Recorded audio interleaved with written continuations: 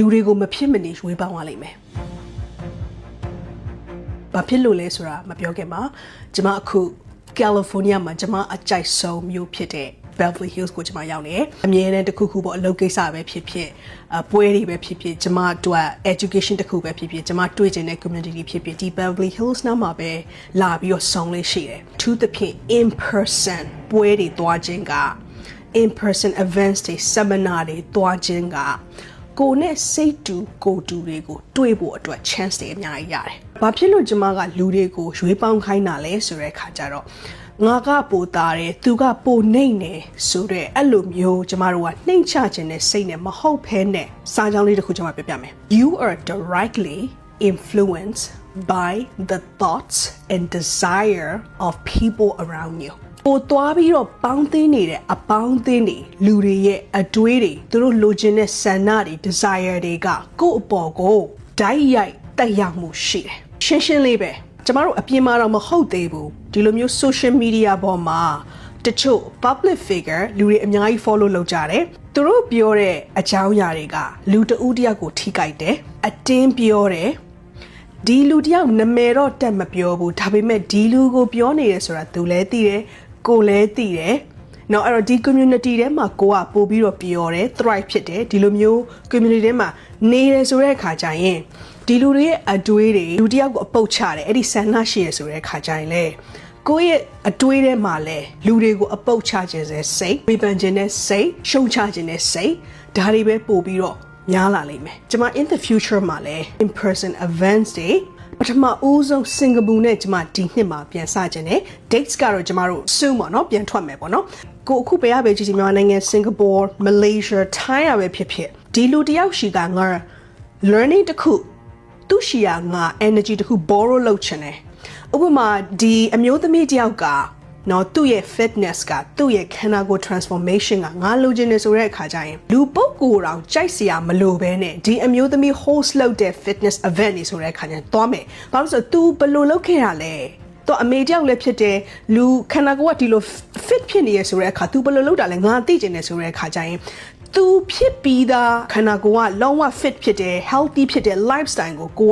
သွားငှားတဲ့အနေနဲ့အဲ့ events ကိုသွားလို့ရတယ်။ကျွန်မသွားတဲ့ events တွေဆိုတဲ့အခါကျရင်လေဒီမှာကျွန်တော်တို့ investment တွေအများကြီးလုပ်ရတယ်။အမှ one day event ဆိုရင်တော့မှဒေါ်လာ900 800 2 days event ဆိုတဲ့အခါကျရင်ထောင်ချီတယ်။ဘာကြောင့်ကျွန်မအဲ့လိုလုပ်ခိုင်းတာလဲဆိုတော့ you are the biggest assetsကိုတိုင်းကကိုရင်းနှီးမြှုပ်နှံဖို့အကောင်းဆုံးပဲကိုရင်းဖို့အကောင်းဆုံးပဲကိုယောက်ျားကိုလည်းရင်းလို့မရဘူးကိုကလေးကိုလည်းရင်းလို့မရဘူးနောက်ဆုံးကိုဟာနဲ့ကို you have to put yourself first အမေဒီပါတယ်ဆိုတဲ့အခါကျရင် you need to take care of yourself တချို့ကအရင် sacrifice လုပ်ချင်ကြတယ်အမေမဟုတ်လို့ငါအကုန် sacrifice လုပ်လိုက်မယ်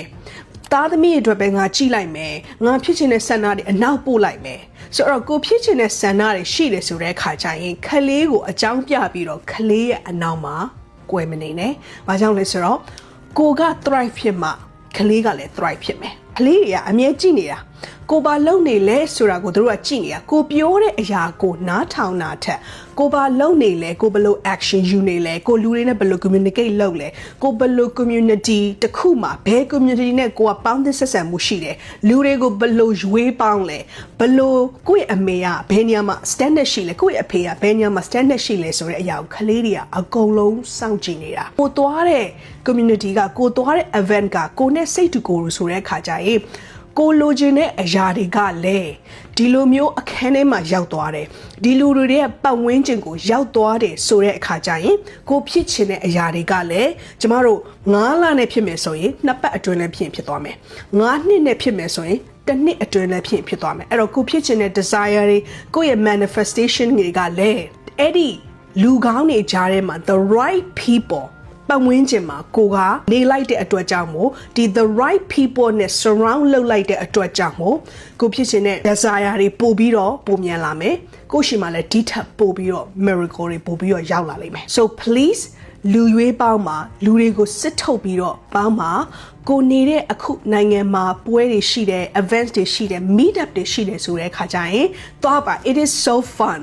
ကျမဒီလိုမျိုး events တွေသွားတယ်ကျမအတွက်ကျမ invest လုပ်တယ်ဆိုတဲ့အခါကျရင်အမှတွေ့လာတဲ့တငယ်ချင်းတွေနဲ့ကိုကနောက်ပိုင်းကျမတို့ meet up တွေလုပ်ကြတယ်ပြန်ပြီးတော့ကိုဆွေးနွေးခြင်းနဲ့အရာဆွေးနွေးကြတယ်ကျမတို့ study တစ်ခုလုပ်ကြတယ် deep study တစ်ခုလုပ်ကြတယ် it is really rewarding ကျမတို့ human လူတွေကကျမတို့တယောက်တည်းနေလို့မရဘူး isolation လုပ်လို့မရဘူး we need human connection လူချင်းတွေ့ပြီးတော့ in person events တွေက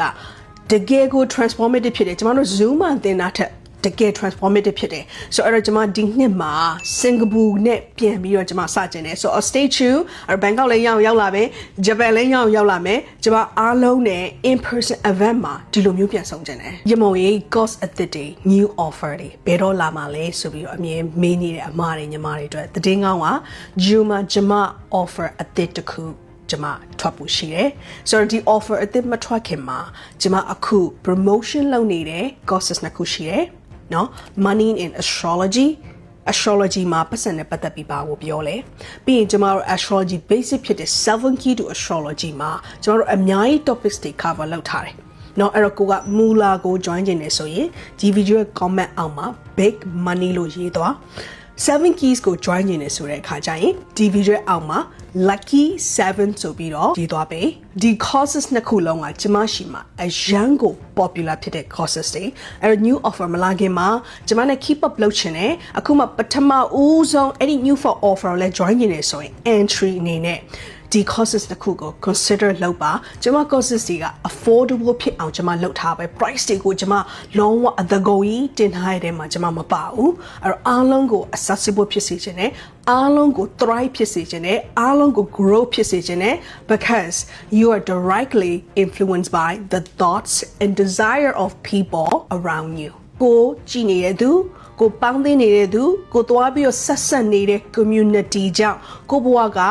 ဟိုအောက်ကိုကျသွားနိုင်တယ်လို့အပေါ်ကိုမြန်မြန်ဆန်ဆန်နဲ့တိုးလဲတက်သွားနိုင်တယ်